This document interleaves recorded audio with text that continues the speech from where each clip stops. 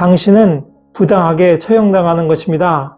그러면 임자는 내가 정당하게 처형당하기를 바랍니까? 소크라테스는 철학의 아버지라고도 불리우고 있으며 세계 4대 성인 중에 한 사람으로도 일컬어집니다. 그러니까 예수, 석가모니, 공자, 그리고 소크라테스 이 네 사람을 세계 4대 성인이라고 부르죠. 소크라테스의 제자로는 플라톤과 크세노폰이 있습니다. 플라톤의 제자로는 아리스토텔레스가 있고 아리스토텔레스의 제자로는 그 유명한 알렉산더 대왕이 있습니다. 소크라테스의 아버지는 석공이었습니다. 그리고 어머니는 산파였습니다. 무지의 지, 곧 모른다는 것을 아는 지혜를 강조했던 소크라테스는 아테네에서 가장 지혜로운 자라는 신탁을 받기도 했습니다.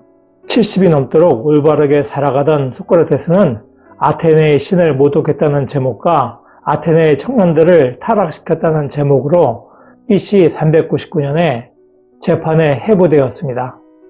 그 무렵 아테네는 스파르타와의 펠로폰네소스 전쟁에서 패하였습니다. 그게 BC 404년인데 그래서 아테네의 성벽은 허물어지고 아테네의 가장 강력했던 해군은 축소되고 해체되었습니다. 그리고 스파르타의 강요에 의해서 다수가 다스리는 민주정치에서 소수가 다스리는 과도정치로 정치체제가 바뀌게 되었습니다. 그래서 스파르타의 지원을 받는 30명의 참조들이 아테네의 정치를 지배했습니다. 그래서 그들에 의한 공포정치가 실시되었습니다. 그러나 추방되었던 정치가들이 돌아오고 시민들이 그들에게 합세하게 되자 1년 만에 참두제는 해체되고 다시 민주정으로 돌아갔습니다. 그리고 새로 집권한 민주파는 과거의 아테네의 영광을 재현시키기 위해서 해군의 함대를 복원하고 부국 강병책을 강력하게 실시하였습니다. 그러나 소크라테스는 아테네의 청년들에게 재산이나 물질적인 풍요보다는 더 나은 영혼을 만드는 데 매진하여야 한다라고 주장하였습니다. 그리고 소크라테스는 공직자를 추첨을 통해서 선발하는 것에 대해서 목수나 피리 연주자 등 나란 일보다 훨씬 피해가 없는 일에 대하여도 추천으로 뽑힌 사람을 쓰기를 원하지 않으면서 나란 일처럼 중요한 것에서 추첨으로 사람을 뽑아서 쓰는 것은 참으로 황당한 일이다 라고 비판하였습니다. 이는 당시 아테네 사람들이 공직자를 뽑을 때 추천을 통해서 사람을 뽑는 것이 신의 뜻에 부합한다. 그 신이 그들을 추천을 통해서 그들을 선발하는 것이다 라고 믿었기 때문에 그렇게 공직자를 추천으로 뽑는 것을 비판하는 것은 신을 모독하는 행동이다 라고 받아들였습니다. 그리고 당시 펠로폰네소스 전쟁에서 스파르타를 도와서 아테네가 지는데 결정적인 역할을 했다고 할 수 있는 알키비아데스라는 인물이 있는데 그는 소크라테스의 제자였습니다.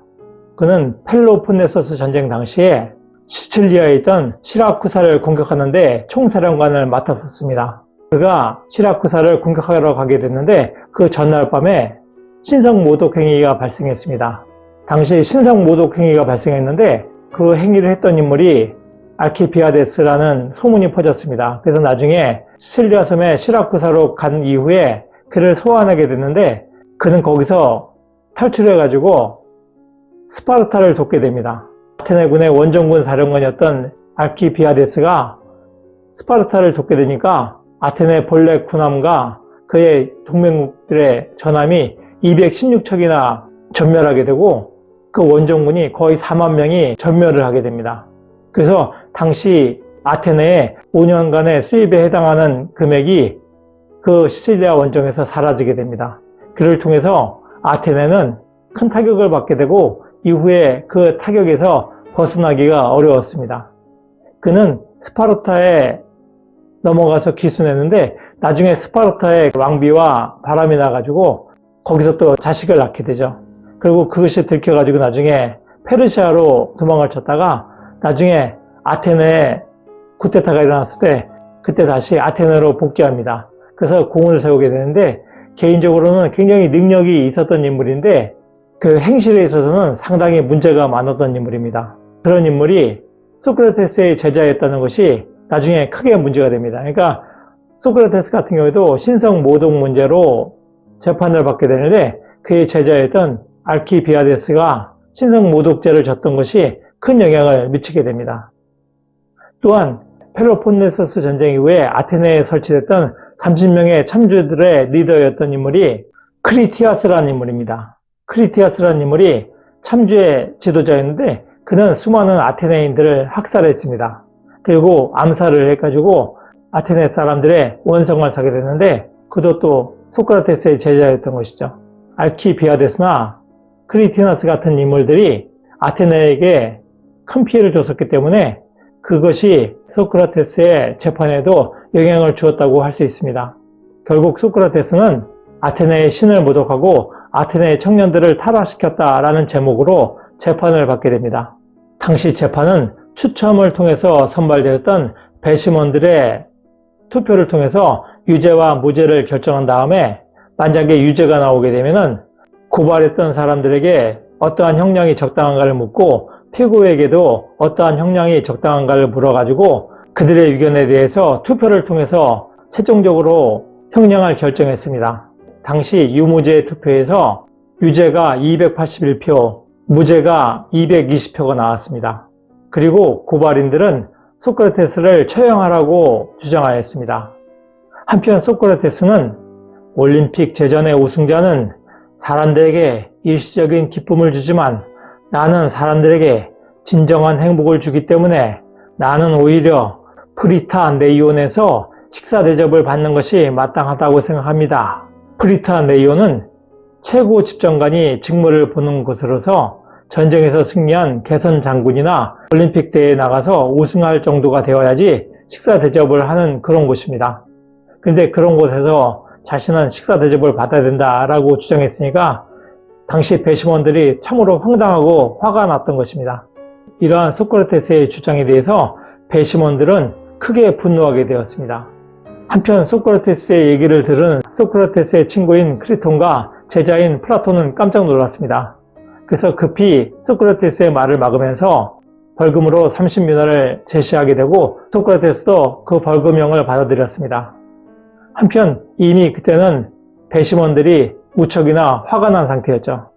결국 12시간에 걸친 재판 결과는 사형이 361표, 벌금이 140표로서 결국 사형이 결정되었습니다. 원래 사형이 결정되게 되면 바로 그 다음날 사형을 집행했습니다. 그런데 그때 마침 아폴론 신에 대한 축제가 있었기 때문에 한 달 후로 처형이 연기되었습니다. 한편 그 사이에 소크라테스의 친구들과 제자들은 소크라테스를 탈옥시키려고 했습니다. 그래서 소크라테스를 설득시키려고 했는데 죄 없는 당신이 죽음에 동의하는 것은 부정한 사람들의 행동에 동의하는 것으로서 그것은 불의한 일입니다. 라고 하면서 소크라테스에게 탈출을 권유하였습니다. 그러자 소크라테스는 나라에서 일단 내려진 판결에 대해서 개인들이 그것을 무효화하고 손상시킨다면 나라가 과연 지탱할 수 있겠는가 라고 말하면서 탈옥을 거부하였습니다. 한편 소크라테스의 아내인 크산티페는 당신은 부당하게 처형당하는 것입니다 하면서 항변하였습니다. 그러자 소크라테스는 그러면 임자는 내가 정당하게 처형당하기를 바랍니까? 라고 말하면서 탈옥을 거부하였습니다. 그리고 독배를 마시고 죽게 됩니다. 재판 당시 소크라테스가 유죄인지 무죄인지에 대해서는 표 차이가 많지 않았습니다.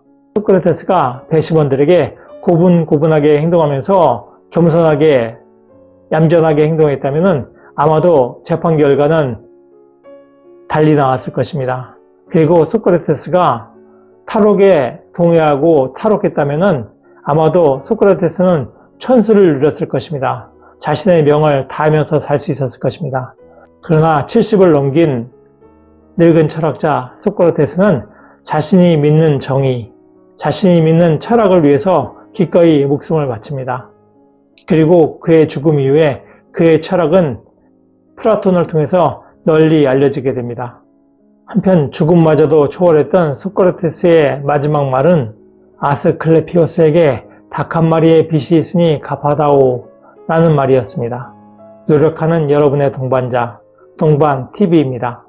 감사합니다.